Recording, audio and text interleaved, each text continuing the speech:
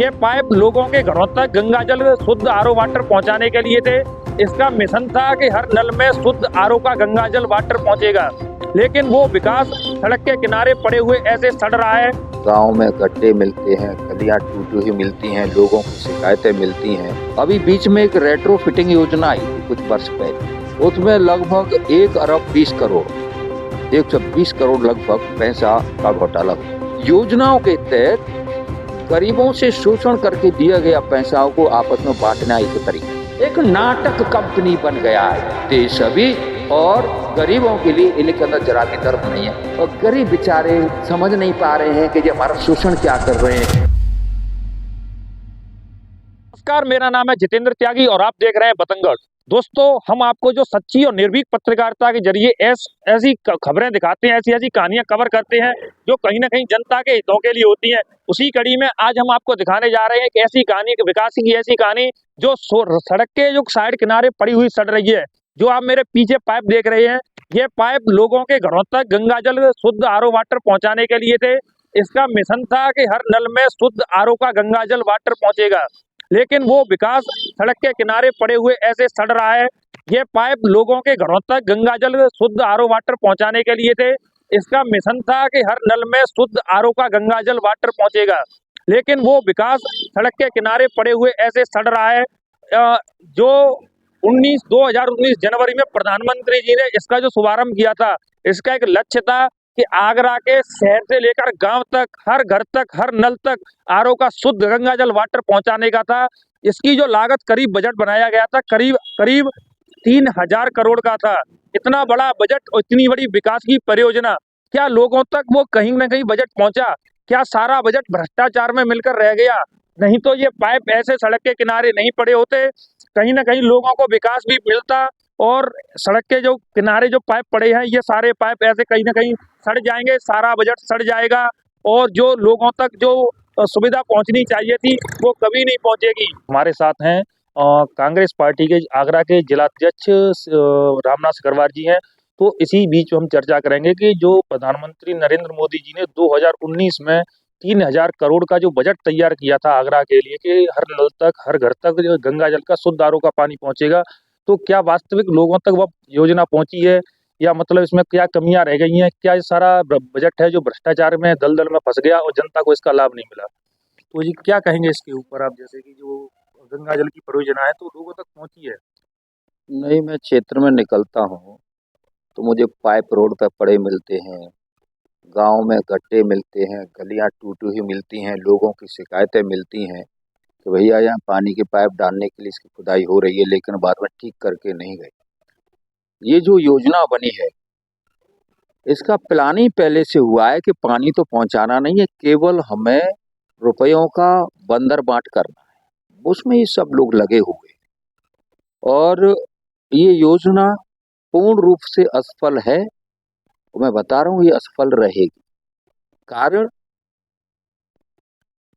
गांव में जो पानी की टंकी पहले से बनी हुई है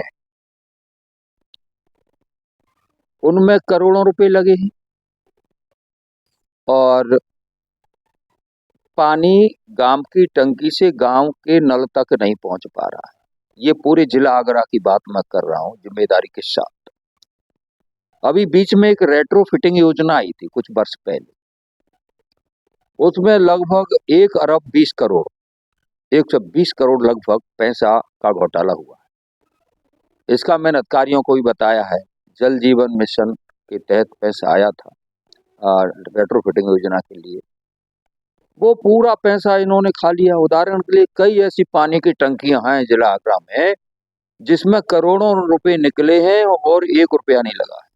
अगर किसी विभाग को, अधिकारियों को परेशानी होती है तो मेरे इस शब्दों का आप संज्ञान ले सकते हैं कि रामनाथ तू गलत बोल रहा, हम तेरे खिलाफ कार्रवाई करते हैं। तुम्हारी हिम्मत है तो मेरे खिलाफ कार्रवाई करो अगर आपके विभाग को मैं बदनाम कर रहा हूँ तो।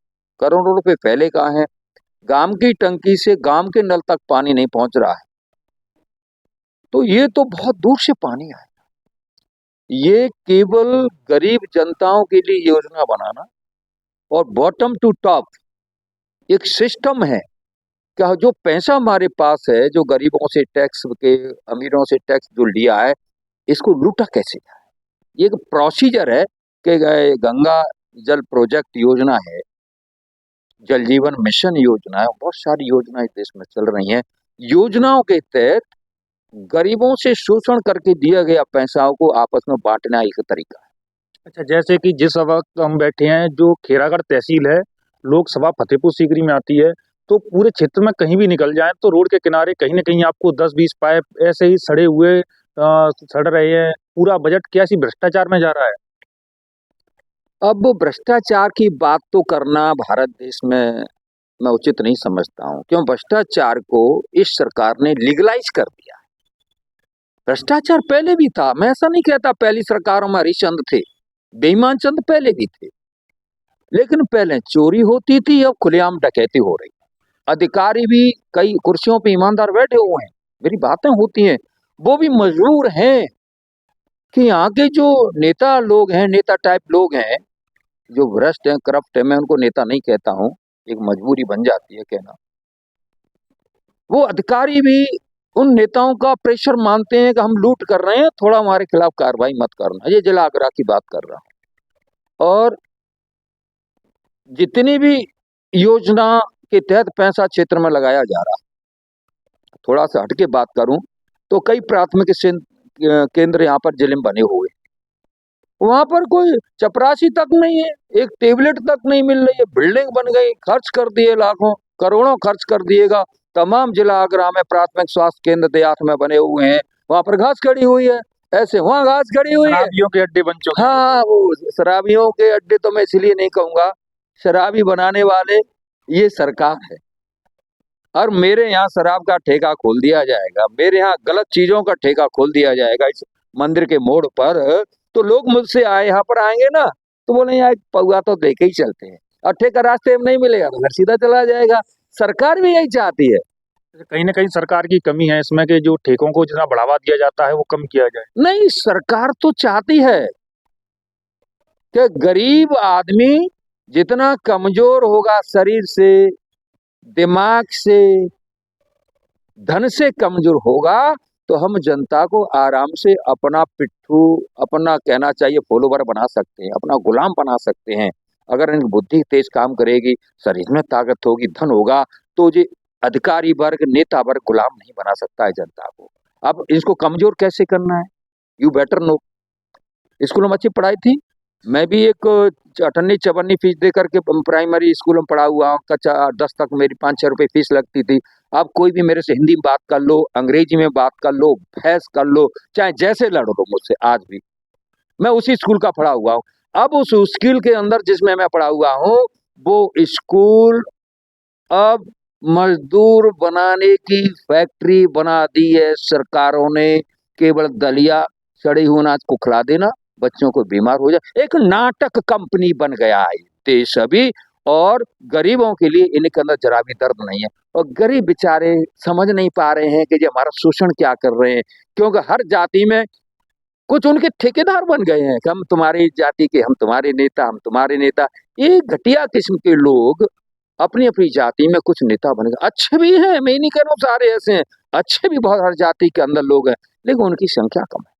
अच्छा, रामनाथ सिकरवार धरने लोगों की आवाज उठाने के लिए जाने जाते हैं, लगातार धरने का देते हैं, तो क्या इस चीज पर भी रामनाथ सिकरवार कोई आवाज उठाएंगे कि जो जनता के नलों तक पानी पहुंचाना था वो भ्रष्टाचार में चला गया। अभी ये तो आवाज उठेगी, इससे पहले भी 120 करोड़ का जो घोटाला हुआ है जल जीवन मिशन का, इसको भी मैं उठाऊंगा, ज्ञापन देने जा रहा हूं।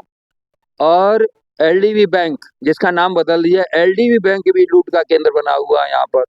कल मेरे पास 2 दिन पहले मेरे पास फोन आया कि रामनाथ जी मुझे बैंक वाले परेशान कर रहे हैं। मैंने क्या हो गया, एलडी बैंक का मेरे पास कर्जा है और उसके लिए आए। मैंने कितना लिया था, का 40,000। कहीं अब मैंने कितने बता रहे हैं, कहीं 11 लाख, और रिकॉर्ड बोल रहा हूँ इस बात को। उसने 40,000 का लोन लिया, 11 लाख का नोट से थमा रहे थे। फिर मैंने बात करा अधिकारियों से, भाई क्या मामला है। मैंने जो तगादा करने आए थे उनसे बात की, मेरी भैया 40,000 का 4 लाख कैसे हो गया।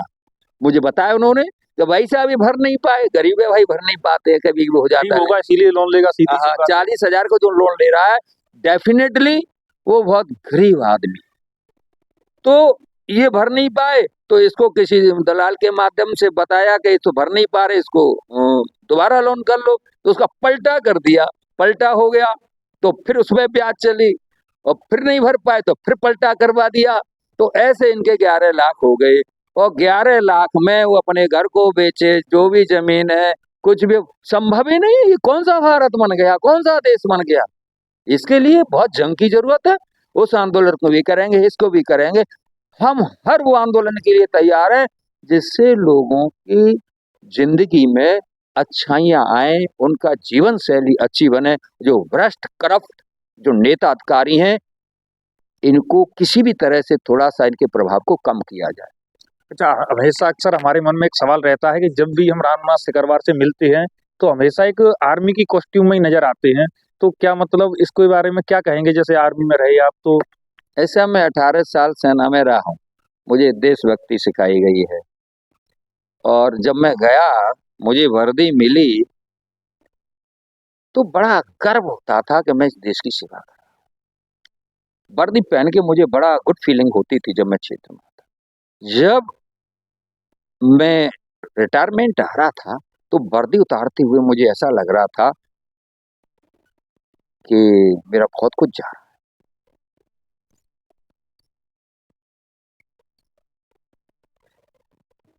फिर आया तो वर्दी नहीं पहन सकते, बैच नहीं लगा सकते, फिर मैं इस शर्ट को पहन लेता हूँ। अच्छा, बॉर्डर पर देश के दुश्मनों से लड़ने में और देश के अंदर देश के दुश्मनों से लड़ने में, दोनों में क्या फर्क लगा आपको? जमीन आसमान का फर्क है। बॉर्डर के दुश्मन दिखाई देते थे कि उस पार हैं, वो हमारे दुश्मन है, हमारे ऊपर फायरिंग कर सकते हैं, हमारी जान को ले सकते हैं, हमारे देश की सीमा में घुस सकते हैं। लेकिन जो भारत देश के अंदर हैं, हमारे बीच में रह रहे हैं, पता नहीं ये कब क्या करें। एक एग्जाम्पल दे दूं, जैसे जानवर कीड़े मकोड़े आते हैं, उसको शरीर देख के मालूम लगता है सांप है तो शरीर मालूम लग जाए कि दांतों में जहर होता है, हमें काटेगा तो मर जाए। पूंछ में कुछ भी नहीं है बाकी हिस्से में। पशु आएगा तो बोलेंगे सींग से मारेगा या लात मारेगा। बिच्छू के पूंछ में जहर होता है, वो दिखते हैं पशु और कीड़े मकोड़े में। लेकिन जो मनुष्य है, पता नहीं लगता एक संत है ये, या महापुरुष है, या दयालु है, या क्रूर है, निर्दयी है, या हमारी जान लेगा। और इसके शरीर में पता नहीं लगता कि कब कहां से काटेगा। Very dangerous. इसलिए अपने बीच में लोगों में पता नहीं लगता कौन दुश्मन है कौन दोस्त है। मैंने चुनाव में भी देखा, तमाम लोग मेरे साथ थे, साथ दिया लोगों ने और मुझे जिता भी दिया था, जैसे पूरे क्षेत्र को मालूम। बाद में मिल मिला के सब अधिकारियों ने, नेताओं ने मुझे हराया। तो जो मेरे साथ कुछ लीडर्स थे, बाद में दूसरी तरफ बिके जा करके और पैसा लेकर के वो मेरे खिलाफ भी चल गए। तो पता ही नहीं लगता कि किसको दोस्त कहें, किसको क्या कहें। It's very difficult to justify whether is the enemy और friend in present situation of our country. बहुत अच्छे अच्छे लोग हैं, कुछ लोगों की पता लग जाता है कि आदमी खानदानी है और इस दुनिया की कोई ताकत हिला नहीं सकती, इज द राइट मैन। ऐसे लोग आदमी हैं जो चट्टान की तरह अड़ग हैं, जिनको कोई खरीद नहीं कर सकता, जिनके ईमान को कोई विचलन नहीं कर सकता। ऐसे लोग आज भी हैं, लेकिन संख्या कम हो गई है उनकी। इसलिए बॉर्डर की वजह अंदर लड़ना ज्यादा खतरनाक और डरावना हो गया।